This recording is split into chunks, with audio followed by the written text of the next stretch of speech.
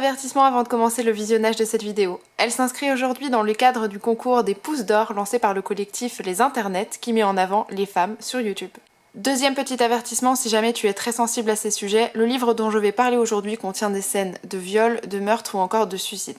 Je tenais à te mettre en garde s'il s'agit vraiment de sujets trop difficiles à entendre pour toi. A tout de suite! Lors de la dernière session du club de lecture que j'organise avec Cyrielle aka Tête de Litote, ce club de lecture qui s'appelle Une chambre à nous qui vous propose tous les 2 mois des lectures féministes, nous vous avions proposé de découvrir la condition des femmes à travers le monde et c'est ainsi que Chinoise de Xinran a atterri dans ma bibliothèque. Et quelle claque monumentale fut ce livre! Je me suis rendu compte avec cette lecture que je ne connaissais absolument rien de l'histoire de la Chine et à quel point les Chinoises avaient pu en souffrir et souffrent probablement encore. Mais avant de s'attarder sur ce passé méconnu, présentons rapidement le livre. Il s'agit du parcours de la journaliste et autrice Xinran lors du lancement de son émission de radio Mots sur la brise nocturne.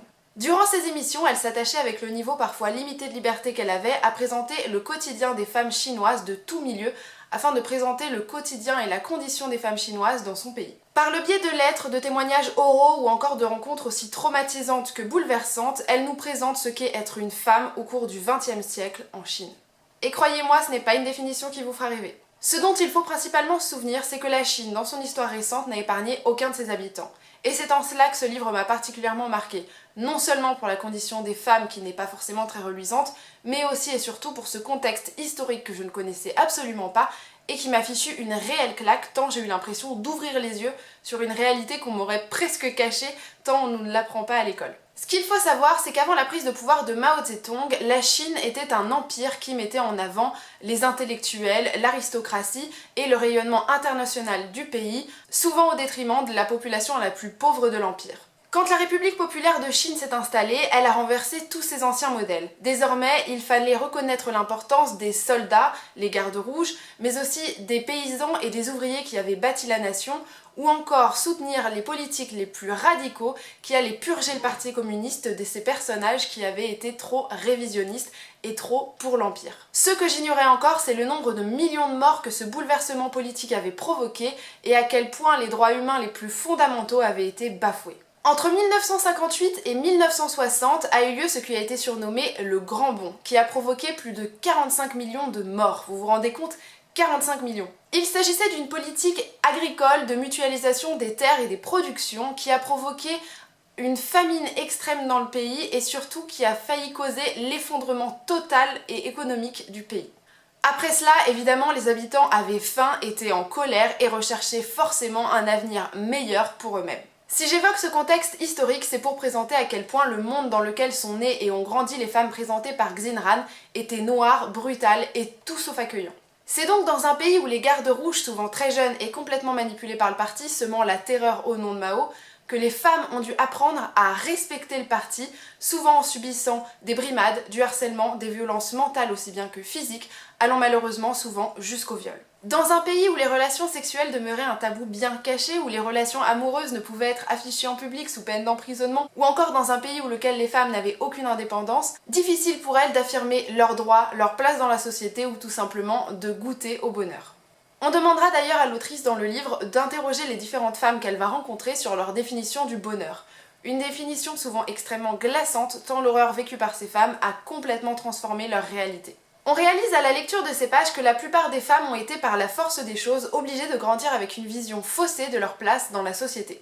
À cause de la révolution culturelle et de ces lois oppressives, une femme réalisera bien rapidement qu'elle n'a aucun droit sur son propre corps ou bien sur ses propres désirs. Beaucoup, si ce n'est la plupart d'entre elles, découvriront la sexualité de façon extrêmement brutale, voire par le biais de viols, qu'il s'agisse des gardes rouges, de leur mari ou tout simplement de leur famille.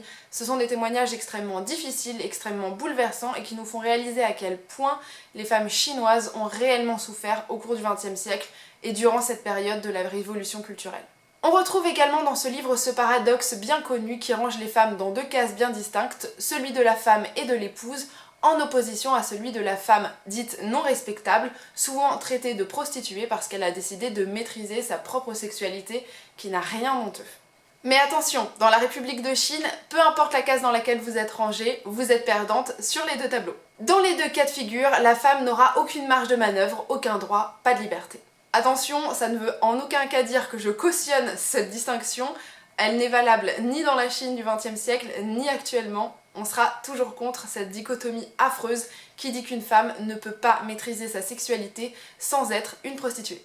Et même si les femmes respectaient les règles établies par le parti, elles n'étaient absolument pas libres pour autant, puisque par exemple une femme qui osait se remarier après le décès de son mari était très mal jugée, et une femme qui décidait de dénoncer l'adultère de son mari était jugée comme une folle hystérique, sachant que à cette époque, comme je vous l'ai dit, les relations amoureuses affichées en public étaient condamnables de prison, qu'il s'agisse de l'homme ou de la femme, mais dans le cas de la dénonciation d'un adultère, très régulièrement, c'était les femmes qui payaient plutôt que leur mari qui les trompait.